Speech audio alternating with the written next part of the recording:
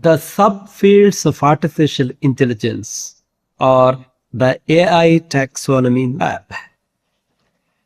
Let us look at this diagram. In this diagram, you can see artificial intelligence, the umbrella. You can see here, artificial intelligence, the umbrella. So this is the outer circle. And within artificial intelligence, you can see there is another inner circle, which is machine learning. This is another inner circle, which is almost green in color. And then within machine learning, there is deep learning. And of course, along with this machine learning and deep learning, there is natural language processing and also generative AI. So these are actually the subfields of artificial intelligence. So why artificial intelligence is called as the umbrella? We should understand that. You see, AI is an ecosystem. It is not a single tool. AI means artificial intelligence. It is an ecosystem. It is not a single tool. What do we mean when we say an ecosystem? You see, it operates as an umbrella term that encompasses several distinct subfields and technologies working together to perform complex tasks. So artificial intelligence is actually, it is a collection of several distinct subfields of technologies. All of them are working together to perform complex tasks. That's why we say AI is an ecosystem. It is not a single tool. So ecosystem means it is a collection of several distinct subfields and technologies. See, from this diagram, we can understand the important observation is, see, if you say that this is AI, within AI, there is machine learning. And within machine learning, there is deep learning. It is an important observation. So within AI, there is ML, which means ML is a subfield of artificial intelligence. And within ML, there is deep learning, which means deep learning is, again, a subfield of machine learning. And of course, along with machine learning and deep learning, there are natural language processing and generative AI. I'll be explaining each one of these terms. Let us see what is machine learning. Machine learning extracts patterns without explicit instructions. So here the important keyword is it extracts patterns. This is important keyword. It is the job of machine learning, extracting patterns from data. We give input data, and the job of machine learning is extracting patterns from that data. That's why you see systems can learn from data and identify patterns to improve performance without being explicitly programmed. So why patterns are identified? To improve performance. So in machine learning, these machine learning systems, they analyze the data. Why they analyze the data? To identify patterns. And why patterns are identified? To improve performance. And this is all done without being explicitly programmed. There is no reason to write explicit programming. There is no need to do explicit programming for every scenario. Right. So let's look at this picture. This is the raw data. This raw data contains triangles, then circles, then squares. You see, and this one, which is looking like a filter, this is actually an ML system. So this ML system, it takes this raw data as the input, it analyzes and then arranges the data based on the patterns. That's why you see all the triangles are in one column, all the squares, the cubes are in another column, all the circles are in another column. This one we call as business ready data. This is exactly the job of machine learning. It takes data, raw data as input, and analyzes it and identifies patterns in the data and finally gives us a business ready data. And then deep learning, you see, deep learning mimics the layered structure of the human brain. So here, the human brain, this is the keyword.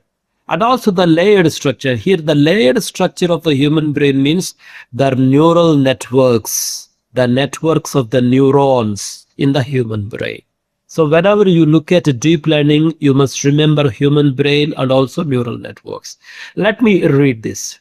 So what is deep learning? I already told you. It is a subset of ML utilizing multi-layered neural networks inspired by the human brain to process vast and unstructured data. So here, multi-layered neural networks is an important keyword, and also vast and unstructured data is another important keyword. See, let me explain you the distinction between ML and DL. You see, in standard ML, see, there is a raw data. This is not vast unstructured data. Of course, there is, a portion of unstructuredness is there, but this is raw data. This raw data is analyzed by this ML system, and then it is rearranged, right, based on the patterns. But if you see deep learning, which is a subset of machine learning, this input is vast, unstructured. To handle such vast and unstructured data, you need something like neural networks. This is the neural networks. These neural networks contains many hidden layers. Each hidden layer has a different purpose, like a feature extraction, then pattern recognition, then data transformation. And finally, see, once all these features are extracted, patterns are recognized, and data is transformed, it is sent to the output layer. So deep learning, whenever you remember deep learning, remember you should remember neural networks, and also you must remember vast unstructured data. Unstructured data. These words may come into picture whenever we speak about deep learning. And whenever we speak about ML, we simply speak of raw data, and then the system analyzes patterns in the raw data.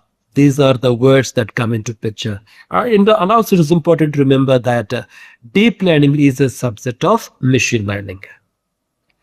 Then natural language processing. What is its job?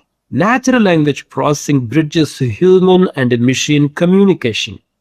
So communication is the most important keyword. Communication between humans and machines. See, let me read this text for you. It enables computers to understand, interpret, and generate human language. See, we can speak to machines. We means human beings. Human beings can speak to machines, and machines can speak back to human beings. How is it happening? How the machines are able to understand what we speak? It's all happening because of NLP, natural language processing. For example, let's look at this question. What is the weather? Let's suppose you asked this question to a system. So in the system, there is NLP, natural language processing. This component is actually called as NLP. So it analyzes this text.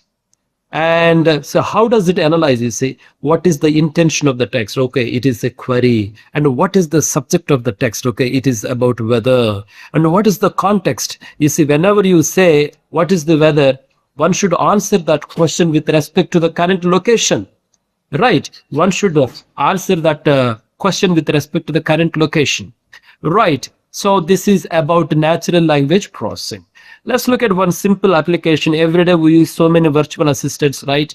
Like Alexa, we use, like the Siri, Gemini. So these are all virtual assistants. You can ask Alexa to switch on the TV, to play a song. Alexa is able to understand what we speak. How is it able to understand? It's all because of NLP. Right. Then generative AI. What is generative AI? It creates original content from human prompts. See, original content. This content can write poems, new text. it can create new images, it can create new videos, it can compose music. All these things are happening based on human prompts. So these two are the important keywords. You see, original content, this is actually creativity. It creates original content based on human prompts. For example, you see there is a human prompt here, there is a human prompt which is to draw a sunset over mountains. So this is the generative AI machine. It analyzes that request and then it creates. Say finally it creates a novel output, which is actually like, let's look at this picture, is that sunset over mountains. So generative AI, let me read this text. It focuses on creating original content in response to user prompts. So let me give you the final summary, the artificial intelligence taxonomy map. So here is machine learning, which is a subfield. Machine learning, it learns from data and identify patterns. So this is important keyword. And then deep learning, multi-layered neural networks inspired by human brain. Here, neural networks and human brain are the keywords. The natural language processing is about interpreting human languages. Then generative AI responds to specific user prompts. So generative AI, it creates original content like text, images, audio. Natural language processing, it understands or generates human languages. Then deep learning processes vast unstructured data. Then machine learning improves performance without explicit programming by identifying patterns within the data.